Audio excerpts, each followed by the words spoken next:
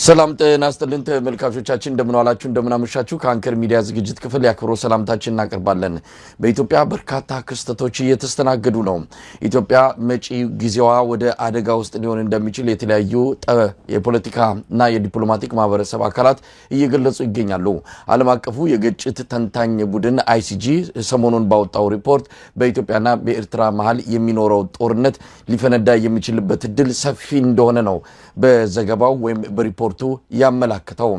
የትግራይ ክልልን በመቆጣጠር በበላይነት የሚገኘው የህዝባዊ ወያኔ ሓርነት ትግራይ አመራሮችም ለኢትዮጵያና ለትግራይ ህዝብ ጥሪ አድርጓል። የማይቀር ጦርነት እየመጣ እንደሆነ ነው ፍንጭ የሰጡት።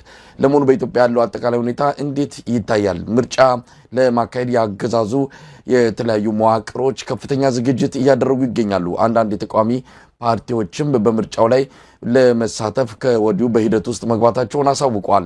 ምርጫውንም በተመለከተ ምን ነገሮች ሊከሰቱ ይችላሉ የሚሉትን ሌሎች ጉዳዮችንም በማንሳት ከፖለቲከኛው ኤፍሬም ማዴቦ ጋር የምናደርገውን ቆይታ ነው ለዛሬ ይዘን የቀረብ ነው። አብራችሁ እንድትሆኑ ግብዣችን ነው። መልካም ጊዜ።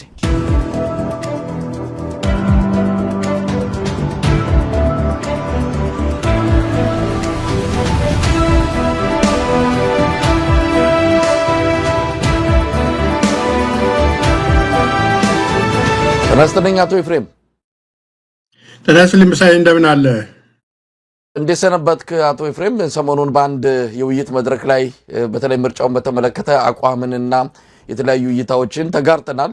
ነገር ግን ሰፊ እንደው መድረክ አመቻችተን በተለይ ምርጫውን ከምርጫውን ባሻገር ኢትዮጵያ ላይ ያንዣበበ ያለውን ጦርነት እንዴት ነው የምትመለከተው? እንዴት ነው የምታየው የሚለውን አጠቃላይ ሁኔታውን በተመለከተ ያንተን ዝርዝር እንደው እይታ ለመጋራት በሚል ነው ይሄን መድረክ ያዘጋጀ ነው። እንደው በአጠቃላይ ወደ እያንዳንዱ ጉዳይ ከመምጣቴ በፊት ባለፈው ከተገናኘንበት ጊዜ በኋላ ያለው የኢትዮጵያ ሁኔታን እንዴት እየተከታተልከው ነው? ነገሮች እየከፉ ወይስ እየረገቡ መጥተዋል? ኢትዮጵያ ዙሪያውን እየተከበበች ነው።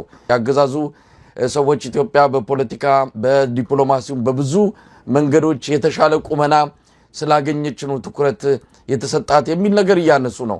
እውነት የተለያዩ ሀገራት መሪዎች የተለያዩ ተቋማት ኃላፊዎች ወደ ኢትዮጵያ የሚመጡት ኢትዮጵያ በዲፕሎማሲው አቅሟን በመገንባቷ ወይስ በጥባጭ በመሆኗ ከዛ ጋር የተያዘ ጉብኝት ነው ወደ ኢትዮጵያ ያደረጉት የሚለው እንግዲህ እንደየቆምንበት የፖለቲካ አቋም የሚወሰን ይሆናል። ለማንኛውም እንዴት እየተከታተልኩ ነው? ኢትዮጵያ ጉዳይ ወዴት እየሄደ ነው? ቴንክ ዩ። ያው የኢትዮጵያ ጉዳይ ዴፊኒትሊ በተለይ ያለፉት 3 እና 4 ዓመታትን የኢትዮጵያ ጉዳይ በቅርብ ሆነ ከተከታተልከው የመሻሻል ከዓመት ወደ ዓመት አይደለም። በዚህ ሳምንት የነበረው የኢትዮጵያ ሁኔታ ወደሚቀጥለው ሳምንት ሲሸጋገር እንኳን የከፋና ወደ ባሰ ሁኔታ እየሄደ ሲሄድ ነው የምናየውና እኔ በተለይ በቅርብ ጊዜ አንዳንድ ጊዜ እንደውም 30 እና 40 ዓመት የተከታተልኩትን የኢትዮጵያ ፖለቲካ አታሃይር ለቨል የተከታተልኩትን የኢትዮጵያ ፖለቲካ ምን ያገባኝ ካሁን በቃ እኔ እድሜም ጨምሯል ምን ብያለሁ ብተውስ የሚል ተስፋ መቁረጥ ድረስ ነው የሚያስገባኝ። ደግሞ እንደዛ አስብና በነጋታው ስነቃ ደግሞ እንደ ሀገሬ አይደለም ወይ እላለሁና ሪሊ በጣም ከምን ጊዜም በላይ ኢትዮጵያውያን ስለ ኢትዮጵያ ማሰብ ብቻ ሳይሆን ስለ ኢትዮጵያ ምን ማድረግ አለብን ብለን ሌላው ነገራችንን ትተን ስለ ኢትዮጵያ ምን ማድረግ አለብን የሚለውን ጥያቄ መመለስ ያለብን ጊዜ ላይ የደረስን ይመስለኛል። ይሄንን ጥያቄ በሚገባ በቶሎ ካልመለስንና ለዚህ እብድ ሰውዬ ተከታታይ ዓመታትን የምንሰጠው ከሆነ የምናወራው ጥያቄ ስለመመለስ ሳይሆን ኢትዮጵያ የምትባል ሀገር ነበረች የሚል ቦታ ላይ ነው የምንደርሰውና እሱ ነው የሚያስፈራኝ። ባለፉት በዚህ በያዝነው የፌብሩዋሪ ወር ብቻ የተለያዩ ሪፖርተርስን ብትመለከት ቅድም አንተ ያነሳው የዚህ የዓለም አቀፍ የክራይሲስ ቡድንን ብትመለከት የተለያዩ ይሄ የዓለም የዜና ምንጮችን አልጀዚራን ጨምሮ የተለያዩ የዓለማችን የዜና ምንጮችን ብትመለከት ያስተላለፏቸው ነገሮች ሪሊ አንድም ኢትዮጵያ ወደ ከፋ ጦርነት የእርስ ኦሮሚያን ጠቅሰው የማነው ይሄ ኦሮሚያ ውስጥ ሪሊ በአይን የማይታዩ ነገር ግን ግልጽ በሆነ መንገድ የሚደረጉ ዘረፋዎች ግድያዎች፣ አስገድዶ መድፈር ልቅ የሆነ መምጣቱና በዚህ ተግባር ላይ የሚሳተፉ ደግሞ ከመንግስት ወታደሮች ጨምሮ ከታጣቂዎችና ሌላም መሳሪያ ያነገበ ሁሉ ሪሊ ልቅ የሆነ ሁኔታ ውስጥ መግባቱና ኦሮሚያ ከመንግስት ቁጥጥር ስር መውጣቷን የሚናገሩ ዜናዎች ናቸው የደረሱን። የአማራ ክልል አልነግርህም፣ በየቀኑ አንተ የምትዘግበው ነው። ይኸውና 3ኛ ዓመት ያስቆጠረ ጦርነት አለ። እንደገና ኢትዮጵያ ይሄ ሁሉም ሆኖ እዚህ ሀገር ውስጥ ይሄ ሁሉ ጦርነት ኖሮባትም የራሷን ልጆች ሱዳን ሄደው እንዲዋጉ ቤሻንጉል ውስጥ ለዚህ ማነው መሐመድ ደጋሎ ፎርስስ ማሰልጠያ ቦታ መስጠቷን ሮይተር ተናግሯል። እና ይሄ ደግሞ ከዚህ ሀገር ጭምር የዚህን ሀገር ባለስልጣኖች ጭምር ብዙውን የዓለም ፖለቲከኛ ትኩረት ስቧል። እነ ሳውዲንም ስቧል። እና እነ ሳውዲ አዲስ አበባ ነበሩት እዚህ እንደሆነ ማነው ኤርዶዋንም አዲስ አበባ ነበረ። እነዚህ ሰዎች አዲስ አበባ የሄዱት የአዲስ አበባ የኢትዮጵያ መሪዎች የዲፕሎማሲ ችሎታቸው ስለበለጸገና ከፍተኛ ስለሆነ ሳይሆን ኢትዮጵያ የምትሄድበት መንገድ ስላሳሰባቸው ነው ኢትዮጵያ የመጡት። ከሳውዲም መሪዎች ከማነው ተልእኮ ቡድን ጋር ከኦርዲጓንም ጋር የተደረገው ንግግር ስታይ የኢትዮጵያን መሪዎች ያስደሰተ አይመስለኝም። ምክንያቱም የተናገሩት ማስጠንቀቂያ ነው። እና እንደገና አሁን ደግሞ በዚህ the last week and half ባለፉት 2 ሳምንት አካባቢ ደግሞ በጣም የሚያስፈራና really ይሄ ነገር ከሆነ የኢትዮጵያ መጨረሻ ሊመጣ የሚችል መሆኑን ያሳየን የኢትዮጵያ ከባድ መሳሪያና ከፍተኛ ቁጥር ያለው የኢትዮጵያ ወታደር ከያለበት ተጠራቅሞ ወደ ትግራይ ድንበር እየሄደ መሆኑን የሚያሳየው። ይሄ በአንድ በኩል ከህወሓት ፎርስስ ጋር ለመዋጋት ሊሆን ይችላል፣ በአንድ በኩል ደግሞ ከኤርትራም ጋር ኤርትራም ያለችው በዛ በኩል ስለሆነ ከኤርትራም ላይ አተክሮ ሊሆን ይችላል። እና በጣም የሚያስፈራ አይነት ሁኔታ ውስጥ እየገባን ነው። እኔ ኢትዮጵያ ውስጥ በነበርኩበት ጊዜ ከህወሓት ጋር የተደረገውን ጦርነት በቅርበት ተከታትያለሁ አዲስ አበባ ሆኜና ያኔ የነበረውን የኃይል አስተላለፍ ስትመለከት የኢትዮጵያ ጦር በዚህ በህወሓት ኃይሎች በተኛበት እንደታረደ የሄደ ወደ ኤርትራ ነበርና ተደራጅቶ የተመለሰው ከድጋፍ ሁሉ የኤርትራ መንግስት ወታደሮች ድጋፍ ሁሉ የተሰጠው ወደ የተመለሰው ወደ ኢትዮጵያ በኤርትራ ድጋፍ ነው። ኤርትራ በዛ ጦርነት ላይ ምን አይነት አስተዋጽኦ እንዳደረገች ጠቅላይ ሚኒስትሩ ፓርላማ ውስጥ የተናገረ ስለሆነ አልደግመውም። ከዛ እንደገና የህወሓት ሰኔ ወር ላይ የኢትዮጵያ መንግስት መቀሌን ለቆ ሲወጣ የቶታሊ ትግራይን ለቆ ሲወጣ የህወሓቶች መቀሌ አርፈው አልተቀመጡም። ሂሳብና አማራውን ሂሳብ እናወራርዳለን ብሎ ወደ አፋርና ወደ አማራ ክልል ነው የመጡት። ያኔ ለአማራ ፋኖ ከተላለፈው መልእክት አንዱ የክልሉ መሪዎችም የአዲስ አበባ ያለው የአብይ አስተዳደርም ያስተላለፈው ለየክልሉ ኃይልና ለፋኖ ጥሪ የተላለፈው ምንድነው? ኑና ሀገራችሁን አድኑ ነው። ተሰልፈው ሀገራቸውን ለማዳን ተሰልፈው የሰሩትን ስርዓት አለ። ፋኖ የተሰለፈው ከማዕከላዊ ከኢትዮጵያ ወታደር ጋር ነው። ኤርትራም ከኢትዮጵያ መንግስት ጋር ነው። በአጠቃላይ ብዙ ኃይሎች ነበሩ ከህወሓትን የገጠሙ የኢትዮጵያ ኃይሎች።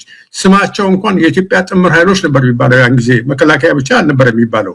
ዛሬ ያ ሁሉ ፈርሶ የኢትዮጵያ መንግስት ከፋኖ ጋር እየተዋጋ ነው። የኢትዮጵያ መንግስት ከኤርትራ ጋር ሊዋጋ አሁን ትንሽ ነው የቀረው። የኢትዮጵያ መንግስት ትግራይ ሌላ አዲስ ዙር የጥፋት ጦርነት ለመጀመር ከፍተኛ መሳሪያ በሰው ሁሉ ይታያል፣ በቪዲዮ ሁሉ ተደግፈው እየታዩ ነው። ከፍተኛ ኃይል ያለው ወታደርና ከባድ መሳሪያ ወደ ትግራይ እያዞረ ነው። ምንድነው እንዲህ አይነት የኃይል አስተላለፍ በ2 እና በ3 ዓመት ውስጥ ሊሆን ይችላል? ለምንድነው ይሄ ሁሉ ችግር ኢትዮጵያ ላይ የደረሰው? ኢትዮጵያ ውስጥ እንኳን የዲፕሎማሲ ችሎታ አገር እንዴት ኢትዮጵያ በጣም ትልቅ አገር ነው። በዓለም ላይ ካሉ አገሮች ትልቅ አገሮች አንዱ ኢትዮጵያ፣ በፖፑሌሽን ብታየው፣ በቆዳ ስፋቱ ብታየው፣ ፕላስ በፖለቲካል ኢምፖርታንሱ ለረጅም ጊዜ ፖለቲካል ኢምፖርታንት አስፈላጊ ሆኖ የቆየ አገር ነው ኢትዮጵያ የሚባለው አገር። የዚህ ትልቅ አገር መሪ እንኳን ይሄንን አገር ሊመራ ሪሊ እዛ ተወልዶ ያደገበት ምንድነው የሚባለው በሻሻ የሚባለውን ቦታ ሄዶ አንድ ቀበሌ መምራት የማይችል ሰው አገር ሰጠን። ቶታሊ ከጦርነት ወደ ጦርነት፣ ከሲቪል ጦርነት ወደ ሌላ ሲቪል ጦርነት፣ እንደገና ከ2 እና ከ3 ሲቪል ጦርነት እንደገና ወደ ዓለም አቀፍ ጦርነት አገሪቷን እየወሰዳት ነው። ምንድነው የቀረን? እና እኔ የሚያስፈራኝ እቺ ሀገር ሪሊ ኢትዮጵያን ባለፉት 50 ዓመታት ትልልቅ ጥፋቶችን አጥፍተናል። አሁን ግን ከነዛ ሁሉ ጥፋቶች ተበልሰን አንድ ላይ ሆነን ለዚህ ይሄ ሰውዬ ያደረሰ ያለው መፍትሄ የኢትዮጵያ ህዝብ ጋር ሆነን ተከላክለን እቺን ሀገር እንድትቀጥል ካላደረግን የሚመጣው ጊዜ በጣም በጣም በጣም አሳሳቢና የሚያስከፋ ነው። አቶ ኤፍሬም እንግዲህ ይሄንን ለኢትዮጵያ ህዝብ እየተነገረው አይደለም። በአብይ አህመድ እጅ ስር የሚገኙ መገናኛ ብዙሃን በአጠቃላይ የሀገሪቱ የሚዲያ አውታሮች በሙሉ ሌላ ዓለም ላይ ነው ያሉት። አሁን እንደኛ አይነትና አንዳንድ ሚዲያዎች ትንሽ እንደው ሰንጥቀው ገብተው ህብረተሰቡ ጋር ደርሰው ግድየለም ሀገሪቱ አደጋ ላይ ነው ያለችው የሚል የሆነ የማሳሰቢያና የመዘጋጃ ጊዜ እንዲኖራቸው መረጃ ከሚያቀብሉት ጥቂት ሚዲያዎች ባሻገር አብዛኛው የአብይ አህመድ ሚዲያዎች ሌላ ዓለም ላይ ነው ያሉት። ስለዚህ ህዝቡ ምንድነው መዘጋጀት ያለበት?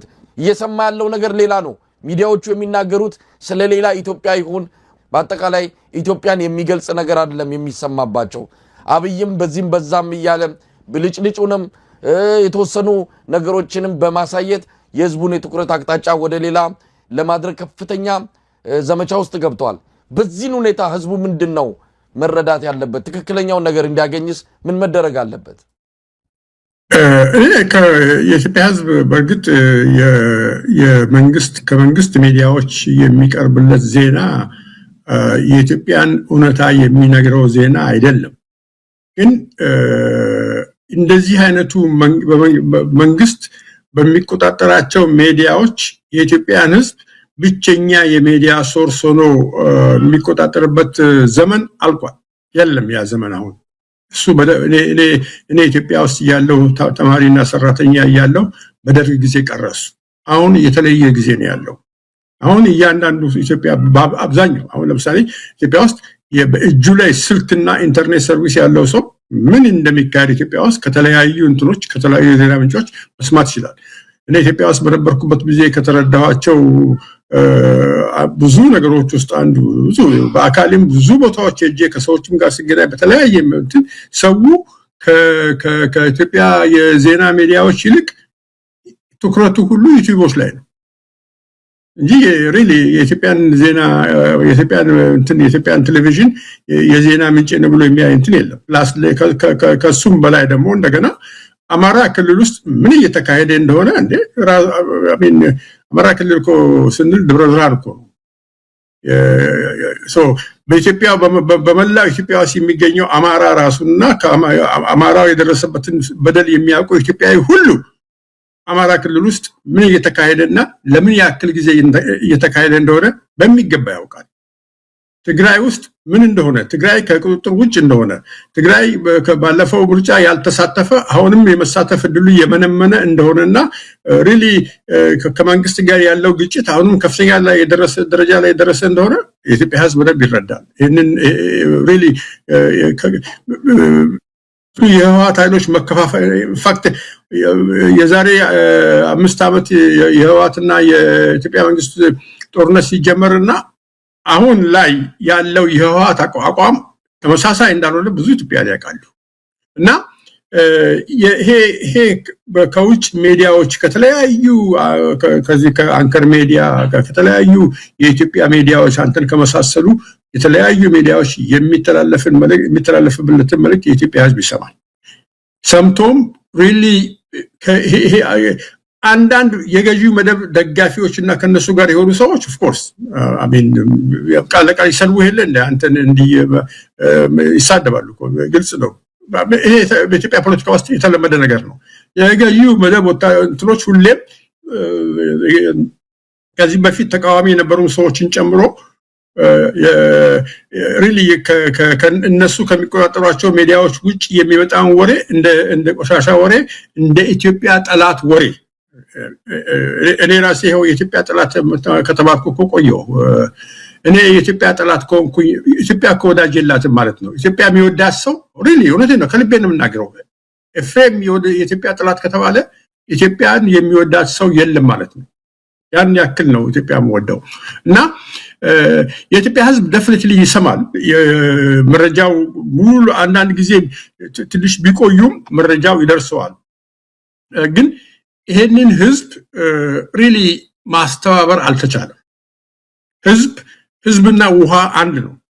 ውሃ ሪሊ ትልቅ ፓወር የሚወጣው ትልቅ ኃይል የሚወጣው ነገር ነው። ውሃን ገድበ በደንብ በስርዓት ገድበ ቦታ ሲዘ ምን ስታደርገው ኤሌክትሪክን የመሰለ በዓለም ላይ ትልቁን ነገር ይሰጣል። ሞር ትልቅ ወንዝን ከገደብክ ደግሞ ኃይሉ የጨመረና ኢንፋክት ከአንድ ሀገር አልፎ ሌሎች ሀገሮችም የሚሸጥ ሊሆን ይችላል። ውሃን ካልተቆጣጠርከው ግን አንተኑ ሊያጠፋ ይችላል። ህዝብም እንደዛው ነው። ህዝብ ኃይሉ እንደ ውሃ ነው። ግን ህዝብን ካላደራጀኸው አመራር ካልሰጠኸው እንደ ውሃ ያበላሻል እንደ ውሃ። ምክንያቱም ሪሊ ህዝብ ውስጥ የተለያየ ሰው ያለው ይሄን የተለያየ ሰው የተለያየ እይታ ያለ ሰው የተለያየ ስትራቴጂክ አመለካከት ያለ ሰው የተለያየ ስልት ያለ ሰው ይሄንን ሰው ወደ አንድ ማዕከል አምጥተህ እዚህ ጋር አንተ ሄድ እዛ ጋር አንተ ሄድ እዚህ ጋር እናንተ ሆኑ ብለህ በስነ ስርዓት አሰልፈህ ለዚህ ለትግል ካላደራጀው በስተቀር ህዝብ ዛሬ ይነሳና ድብልቅልቁ ወጥቶ በረጋታው ይጠፋል። ከዛ 6 ወር አታየው። እኛ ኢትዮጵያውያን በተለይ የኢትዮጵያ ኤሊት የፖለቲካ ኤሊት በተለይ የፖለቲካ ኤሊቱ በከፍተኛ ደረጃ ከወደቀበት ነገር አንዱ የኢትዮጵያን ህዝብ ማሰባሰብ ማደራጀትና ለራሱ በቃ አሁን ለደረሰበት ይሄ ዘርፈ ብዙ ችግር ኢትዮጵያ ውስጥ ችግር አለም ያለው ዘርፈ ብዙ ችግር ነው ያለው። በጣም ብዙ ችግር ነው ያለው እና እነዚህን ችግሮች ለመቋቋም እነዚህን ችግሮች እየቀነሱ ለመሄድ የመጀመሪያው ስራ አሁን በስልጣን ላይ ያለው መንግስትን ማስወገድ ነው እና የራስህ የሆነ መንግስት እንዲኖር በሽግግር ውስጥ ማለፍ አለብህ ብለን ይሄን ህዝብ ማድረግ አለብን። አንዱ የወደቅነው እሱ ላይ ነው እና የህዝብን አመለካከት ስንመለከት ሪሊ ከዚህ ደረጃ ማየት ነው ያለብን። ህዝብ አውቅም ሰምቶ ዝም ይላል አንዴ ሰምቶ ዝም ላይ ነው። አሁን እንግዲህ ምናልባት አሁን ያልካለንበት ሁኔታ ተነስተን ምን ማድረግ እንችላለን የሚለው ነገር እንግዲህ ትልቅ ፈተና ሆኖ ለሁላችንም ቀርቧል። ምናልባት ይሄንን ቪዲዮ የሚመለከት እንግዲህ ይሄ ሰሞኑን አብይ አህመድ ወለጋ ሄዶ ያደረገው ነው የሚታዩት ጠቅላይ ሚኒስትሩና ምክትል ጠቅላይ ሚኒስትሩ ነው። ወለጋ ምድር ነው በ10 ሺዎች ኢትዮጵያውያን ያለቁበት አሁንም ድረስ የታጠቁ ኃይሎች በግራ በቀኝ የተለያዩ መንደሮችን የተቆጣጠሩበት ሌላው ቀርቶ ሌሎች ኃይሎችም ጭምር ከ20 እና 30 በላይ ወረዳዎችን ተቆጣጥረው ያሉበት አካባቢ ነው። አሁንም ወለጋ ከፍተኛ የሆነ ችግር ያለበት በ10 20 ሺህ 30 ሺህ የሚቆጠር በአንድ አካባቢ የሚገኝ ህዝብ ለረሃብ ተዳርጎ እርዳታ ያለ ጥሪ እየቀረበበት ያለ አካባቢ ነው። ሰሞኑን አብይ አህመድ ወደዛ ሄዷል። ነቀምት ከተማን በብልጭልጭ አምፖሎች ቦግ አድርጎ በማሳየት ይህንን በቴሌቪዥን በተደጋጋሚ ለህዝብ እንዲቀርብ በማድረግ ወለጋም በእጃችን ነው አይደለም ሌላው አካባቢ ይሄ የጸጥታ ችግር አለበት የሚባለው ወለጋም ይሄው እንደፈለግን ገብተን እንዲህ ልማት እየሰራን ነው የሚል መልእክት ለህዝቡ እንዲደርስ ተደርጓል። አዎ ህዝቡ እየተከታተላቸው እንዳልሆነ ይታወቃል። ግን ደግሞ እስከመቼ አብይ አህመድ እንደዚህ ያደረገ ይቀጥላል? ሀገር እየፈረሰ ነው። አሁን ደግሞ የሌሎች ኃይሎችን ፍላጎት የሚፈጸምባት ሀገር ሆናለች ኢትዮጵያ። የፕሮክሲ ዋር የሚባለው ይሄ የሶስተኛ ወገን ጦርነት ኢትዮጵያ ምድር ላይ ሊሆን የሚችልበት እድል ሰፊ ነው። የራሳችን አላነሰም ከእንደገና የሌሎች ሀገራትን ጉዳዮች በራሳችን ሜዳ ላይ በራሳችን ህይወት እየገበርን እንዲህ አይነት አደጋ ውስጥ ገብተናልና እስከመቼ ይዘልቃል? እንዴት ነው ታዲያ ይህን ህዝብ ወደ ትግል የምናመጣው? አብይ አህመድ በዚህ አይነት ሁኔታ ከቀጠለ ኢትዮጵያን ለማፍረስ ምንም የሚከለክለው ነገር እንደሌለ ነው ከሁኔታው የምንረዳውና መቼ እንነሳ ታዲያ? መቼ ህዝቡ የመጣበትን አደጋ ለመከላከል ሆ ብሎ ተነስቶ ከሚታገሉ አካላት ጎን ይቆማል? አቶ ኤፍሬም ያው እንዳልከው እኔም ከተከታተየ ነበር። በቅርቡ ወለጋ ሄዶ ነበር። ኢንፋክት የኦሮሞ ነጻነት ግንባር መግለጫ ማውጥቶ ነበር በዚህ ጉዳይ ላይ። አብይ የአማራ ክልል ምንም የፋኖ እንቅስቃሴ እንዳበቃለትና ምንም ነገር እንደሌለ ሪሊ ህዝቡ በዛ እንዳይሰጋ መዋሸት ሲፈልግ 2-3 ሰው አንዳንዴ እሱም ያለበት ሁለት ወይ ደግሞ ምክትል ጠቅላይ ሚኒስትሩ ያለበት 2-3 ሰው ወይ ባህር ዳር ወይ ጎንደር ይልካል። አሁን ደግሞ ወለጋ ምንም ነገር እንደሌለ ለማሳየት ወደ ወለጋ እንትልኳል። እስኪ በሌላ በኩል ደግሞ እናንተም ሁሌ የምትዘግቡት ሁሌ ኢትዮጵያ ውስጥ የሚዘገብ የኢትዮጵያ ህዝብ ራሱ ከውስጡ የወጡ ልጆቹ፣ ወንድሞቹ፣ እህቶቹ፣ አባቶቹ፣ እናቶቹ ከቤቱ ወጥተው በባስ አንድ ቦታ ሄደው ባሱ ይወሰዳል እንዳለ። ወደ አማራ ክልል ሲሄድ ያልተወሰደ አውቶቡስ አለ እንዴ? በኦሮሚያ ክልል ውስጥ ያልተወሰደ አውቶቡስ አለ እንዴ? እነዛ ሰዎች ሁሉ የት ገቡ? የት ናቸው አሁን ያሉት? ይሄንን ነው መጠየቅ ያለብን። አብይ አህመድና ጥቂት ሰዎች በሰማይ ላይ ምንም አይነካቸውም። በሰማይ ላይ በሄሊኮፕተር ምን ለማንም ሳይናገሩ ምንም ኢንፎርሜሽን በሌለበት ሁኔታ ላይ በሰማይ ላይ በሄሊኮፕተር ወይም ደግሞ በትናንሽ አውሮፕላኖች በአንዴ ተነስተው ወደ ወለጋም ወደ የተለያዩ ቦታዎች ሄደው በጥንቃቄ ቦታው በጥንቃቄ በሚጠበቅበት ቦታ ላይ አርፎ 45 ደቂቃና 1 ሰዓት ወይ 2 ሰዓት ምሳን በልቶ ምን ብሎ ተመልሰው ወደ አዲስ አበባ ሊመጡ ይችላሉ። ቁም ነገሩ እሱ አይደለም። የኢትዮጵያ ህዝብ አውቶቡስ ይመላለሳል ወይ? የኢትዮጵያ ውስጥ በተለይ አማራ፣ ትግራይ እና ኦሮሚያ ክልል ውስጥ ሰዎች ከቤታቸው ወጥተው የመመለስ ዋስትና አላቸው ወይ ዜጎች? ይሄንን ነው አይ ቲንክ ማየት ያለብን። የኢትዮጵያ እኛም ሚዲያዎችም ሲዘግቡም ሪሊ በደንብ በስነ ስርዓት ህዝቡ እንዲያውቀው ማድረግ ያለባቸው ይሄ ነው። ይሄን ስትለው ህዝቡ ውስጡ ያለ ነገር ነውና ውስጡ ያለውን ነገር ስንነግረው ልክ ነው ይላል፣ ያውቃል፣ ያን ይገነዘባል። እና ኢትዮጵያ ዴፊኒትሊ የኢትዮጵያ ህዝብ ቅድም እንዳልኩ ያለበት በደል ዘርፈ ብዙ ነው ብያለሁ። በኢኮኖሚ ዘርፍ መሸከም የማይችለው ዕዳ ውስጥ ነው ያለው። ሪሊ አስተማሪና የመንግስት ሰራተኛ ሆቴል በራፍ ላይ ሄዶ የሆቴል ትራፊ ማየት ከጀመረ ይሄ ምንድነው? በኢትዮጵያ እኔ ባደኩባት ኢትዮጵያ ውስጥ የሀብታምነት ምልክት አዋሳ ውስጥ ብታይ ሜዲካል ዶክተሮች ልጆቻቸው የሚማሩት ወይ ኮምቦኒ ነው ወይ ሚሽን፣ እዛ ላይ ሚሽን ነው። በኔ ጊዜ ነው እንግዲህ ማወራለን። አዲስ አበባ ብታይ የዶክተር ልጆች የሚማሩት ወይ እንግሊሽ ስኩል ነው ወይ ሴንት ጆሴፍ ነው ወይ ካቴድራል ነው። ዛሬ የሜዲካል ዶክተሮች እንኳን ልጆቻቸውን እነዛ ትምህርት ቤት ሊልኩ የቤት ክራይ መክፈል አቅቷቸዋል። የአንድ የሜዲካል ዶክተር የቤት ክራይ መክፈል ካቃተው ነርሷ ምንድነው የምትሆነው? ድሬሰሩ ምንድነው የሚሆነው? የቀን ሰራተኛው ምንድነው የሚሆነው? ይሄ ከዩኒቨርሲቲ ተመርቀው ከአዲስ አበባ ዩኒቨርሲቲ እኔ ከአዲስ አበባ ዩኒቨርሲቲ ተመርቄ ቤት ክራይ እየከፈልኩ የምግብ ከፍዬ ምን ከፍዬ በወር ሴቭ ማድረግ ሰው ነበርኩ በኔ ጊዜ። ዛሬ ያ በኔ ጊዜ የነበረውን ደሞዝ የሚያገኝ ሰው አዲስ አበባ ውስጥ ከሆነ የሚኖረው 5 እና 6 ሆኖ አንድ ቤት ተከራይተው ካኖሩ በስተቀር አንድ ሰው ብቻውን ቤት ተከራይተው መኖር አይችልም። ቤትን ካልተከራየ የሰው ልጅ የመጀመሪያው ትልቁ ነገር መጠለያ ነው፣ የምትኖርበት ቦታ ነው። ለመጠለያና ለምግብ የማይበቃ ደሞዝ ያለው የዩኒቨርሲቲ ግራጁዌት ያለባት ሀገር ናት። እንደገና ጦርነት፣ ሲቪል ጦርነት ኦሮሚያ ውስጥ፣ ሲቪል ጦርነት አማራ ክልል፣ ሲቪል ጦርነት ትግራይ ውስጥ የሚካሄድባት ሀገር ናት። ሰዎች በማንነታቸው ብቻ እየተነጠሉ ይሄ ነው የማይባል ዘግናኝ ወንጀል የሚፈጸምባት ሀገር ናት። ስንት ቪዲዮ ነው የሚወጣው? እኔ እኮ አሁን እንደዛ አይነት ቪዲዮዎችን ማየት ይቻላል፣ ያመኛል።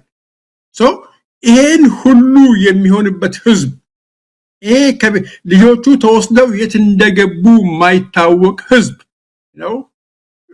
ሴቶች፣ ወንዶች በቀን ብርሃን ተወስደው የት እንዳሉ አመት የሞላቸው ልጆች አሉ። አሁን እንደ ገነት አራጊ አይነት ልጆች አመት አለፋቸው። አሁን ይሙቱ አይሙቱ ይኑሩ አይኑሩ አይታወቅም።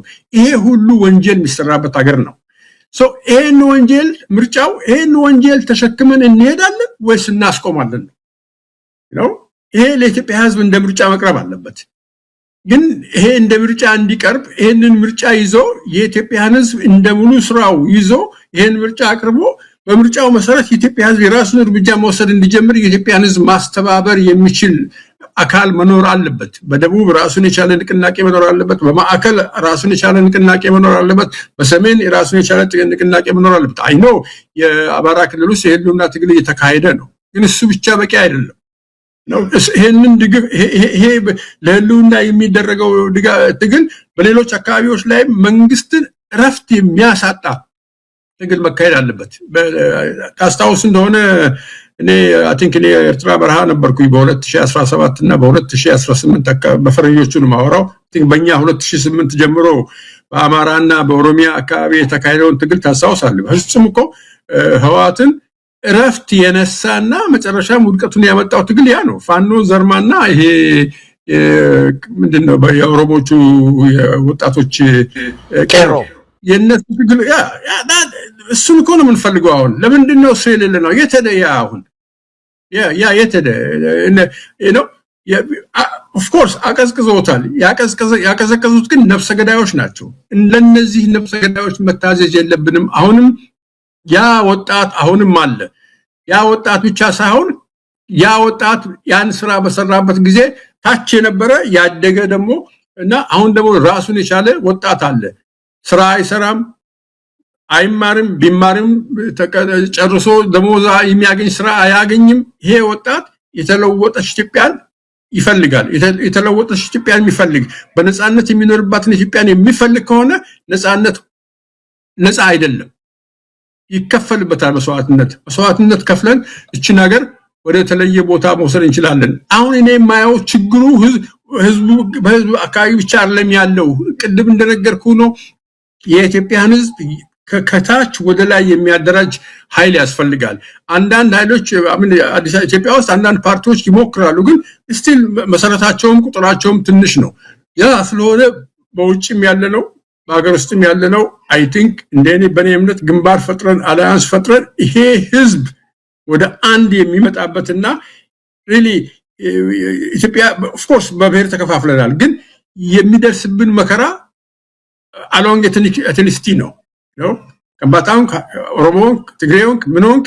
የአብይ ዱላ ይጥቀምሳል የአብይ የኢኮኖሚ ጥፋት ይደርስብሃል የኢኮኖሚ ጥፋቱና ግድያውና ችግሩ በዘር የተገደበ አይደለም ለማንንም የሚቀርብ ነው ስለዚህ ይሄን በደንብ አስተምረን በሌሎች አፍሪካ ሀገሮች ውስጥ ያየነውን አይነት ለውጥ ኢትዮጵያ ውስጥ እንዲመጣ የራሳችንን ስራ መስራት አለብን በሌሎች ሀገሮች ውስጥ ለውጥ የመጣው ልህቁ ስራ ሰርቶ ነው የኛም ልህቅ ይሄን ስራ መስራት አለበት ባይነኝ እኔ እርስ በራሱ ከሚለያይና እርስ በራሱ ከሚላተም ያን አቁሞ አገሩን ማዳን አለበት ይሄ ያባቶቼ ብንለው አገር ይሄ ከናት ከአባቴ ወረስኩት ምንለው አገር አሁን ለልጄ እኔ ላላወርሰው ነው የኔም ልጆችና ልጆች ከአባቴ ወረስኩት እንዲሉ ይሄን ስራ መስራት አለብን ካለዛ ምናወርሳቸው ባዶ አገር ነው እንደው አቶ ኤፍሬም ምናልባት አስቸጋሪ የሚሆንበት ሁኔታ እንዳለ በተለይ ያ አሁን ያለው ትውልድ ወጣቱ ትውልድ በልዩነት ፖለቲካ ውስጥ ያደገ በመሆኑ በፊት የነበረው ኢትዮጵያዊነት ብዙ ነገሮቹ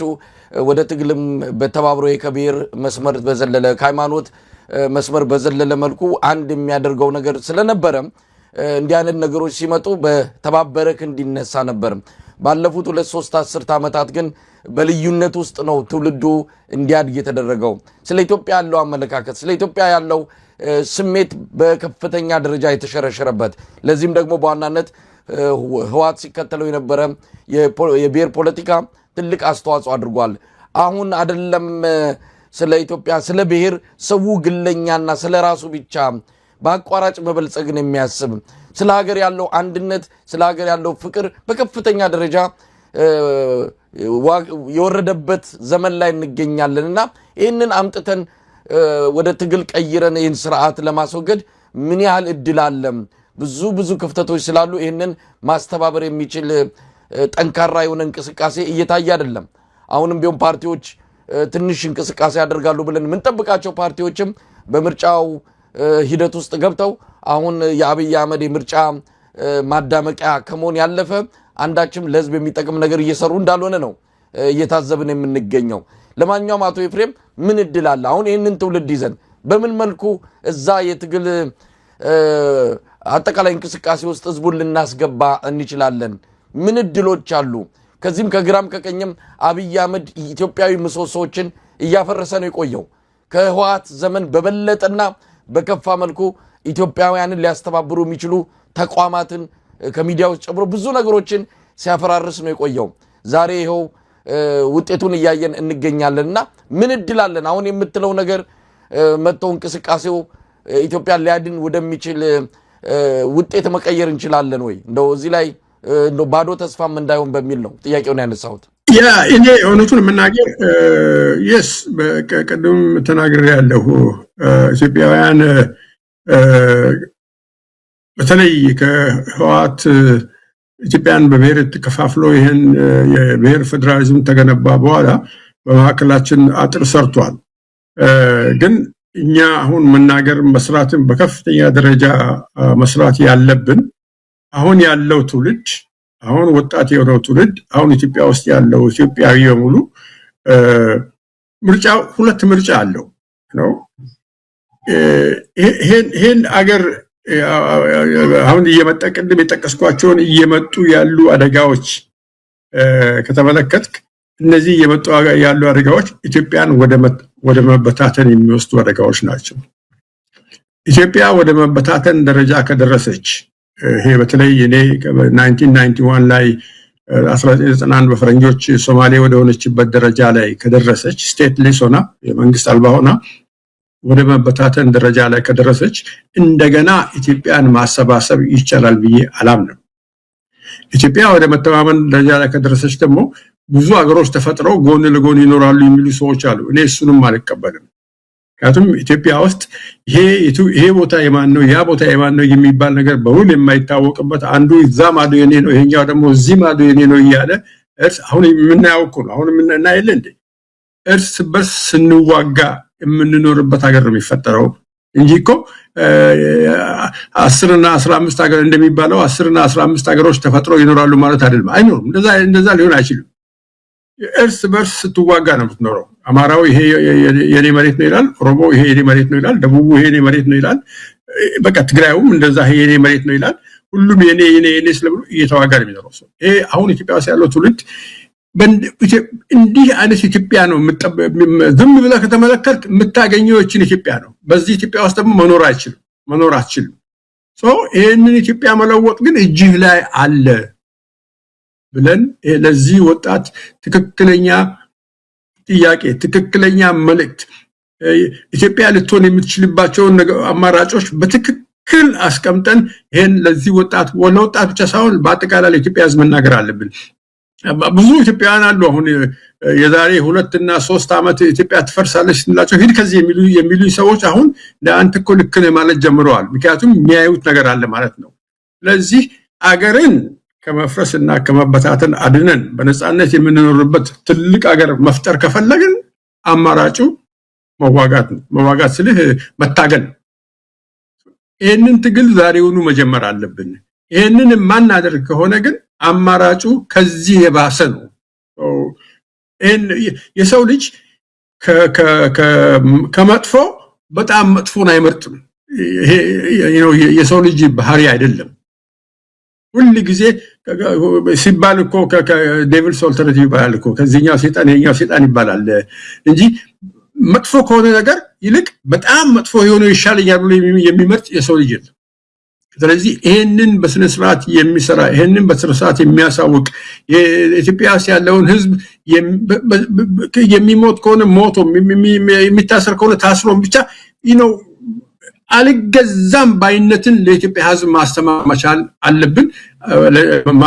ይሄ አልገዛም ያለ ህዝብ ሪሊ የአብይ አህመድ መንግስት ቆረም ባርገን በስነ ስርዓት ካየረው የጠቅላይ ሚኒስትር አብይ አህመድን መንግስት እኔ አንተ ስለመበልጥ ደርግንም በህዋትንም ከዚህ አሁን ያለውንም አይ ቲንክ ሶስቱንም ስርዓቶች አይቻቸዋለሁና እኔ በኢትዮጵያ ውስጥ one of the weakest በጣም ደካማው መንግስት ሆኖ ያየሁት የጠቅላይ ሚኒስትር አብይ አህመድ መንግስት ነው።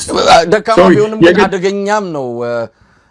አቶ አደገኛ ነው። ምንም ኃላፊነት የማይሰማው እነዛ የነበሩ መንግስታት በተወሰነ ደረጃ ህዋትም እውነት ለመናገር ህዋትን ለማዋደስ አይደለም ህዋትም ቢሆን በተወሰነ ደረጃ ያቅሙን ያህል ኃላፊነት ይሰማው ነበር። ይሄ ምንም ኃላፊነት የሚባል የሌለው ነውና አደገኛ ነው በጣም። ስለዚህ ደካማ መንግስት አደገኛ መንግስት አለን። ለምንድን ነው የምንሸከመው? ይሄን እኮ ነው መናገር አለብኝ ብዬ የምንፈልፈው። ያለን መንግስት ባለፉት 50 ዓመታት ከነበሩ መንግስታት ሁሉ በጣም ደካማው ነው። በሚሊተሪ ደካማ ነው፣ በሐሳቡ ደካማ ነው፣ በሌሎች ነገሮችም በኢኮኖሚም ድካም ላይ እየሞትን ያለ ነው። በተለይ ደግሞ በሚሊተሪ በጣም ደካማ መንግስት ነው ያለን አሁን እኮ ሪሊ እኔ ጦርነቱ የሚቀጥሉት ጦርነቶች እንዳይመጡ እንዲመጡ አልፈልግም ሲመጡ ሰው በግልጽ ያየዋል እና ደካማና በጣም አደገኛ መንግስት ካለ ምንድነው ማድረግ ያለብን ነው ምን ማድረግ አለብን አደጋው ምን ያየው አደገኛ ነው ካልኩ አደጋውን ማቆም አለብን ለማቆም ምንድነው ማድረግ ያለብን የሚለውን ጥያቄ መጠየቅ አለብን አንድ ህዝብ በነጻነቴን እፈልጋለሁ ሰብአዊ መብቶቼ ዲሞክራሲያዊ መብቶቼ ሶሻል መብቶቼ የፖለቲካ መብቶቼ ሁሉ ተከብሮ መኖር እፈልጋለሁ ብሎ የሚፈልግ በነጻነት መኖር የሚፈልግ ከሆነ እነዚህን ሁሉ ነገሮች አምቆ የከለከለውንና እንደ አውሬ እየጎተተ የሚያስረውን እንደ አውሬ እየተኮሰ የሚገለውን መንግስት እድሜ ማሳጠር አለበት ይሄን ማረክ ከሆነ ግን ሪሊ ምርጫው ምን እንደሆነ ማወቅ አይቻልም ስለዚህ ደግሞ ኢትዮጵያን መንግስት የመቀየር ችግር እኮ የለብንም ሶስት መንግስት ቀይረናል እኮ በኔ እድሜ ብቻ ሶስት መንግስታት ቀይረናልና አሁንም ያለን ብቸኛ አማራጭ ይሄንን መንግስት ማስወገድ ነው ይሄን መንግስት ለማስወገድ ግን መሰራት ያለባቸው ስራዎች በተለይ ከኢትዮጵያ የፖለቲካ ልህቅ እየተሰራ አይደለም ያ በጣም ከሚያሳዝነኝና ሁሌም ልቤን ከሚሰብረው ነገር አንዱ እሱ ነው አንዳንድ ጅምሮችን አያለው አሁን በየቦታው እዚህም እዛም አንዳንድ ጅምሮችን አያለው እነዚህን ጅምሮች እናንተ ሚዲያዎችን በጣም ልትረዷቸው ይገባል እነዚህን ጅምሮች በአገር ውስጥ ያለው ሰው እንዲያውቃቸው ይገባል አይ ቲንክ ይሄንን ስራ በቅርቡ መስራት ይጀምራል ብዬ አስባለሁ እነዚህ ስራዎች መሰራት ከጀመሩ ማህበረሰቡ እነዚህን ሪሊ የተለያዩ ወደ አንድነት በመምጣት ላይ ያሉ የተለያዩ ድርጅቶች ማህበረሰቡ እንዲሰማቸውና ሰምቶም እንዲከተላቸው ማድረግ አለብን የሚዲያ ስራ መስራት አለብን የተለያዩ ነገሮችን ማድረግ አለብን ይሄንን ካላደረግን ሪሊ አገር አይኖርንም ምርጫው በአገር መኖርና አለመኖር ስለሆነ ሌሎችን ነገሮች መተው የኛም የኢትዮጵያ ህዝብ ያለው ብቸኛ ምርጫ ነው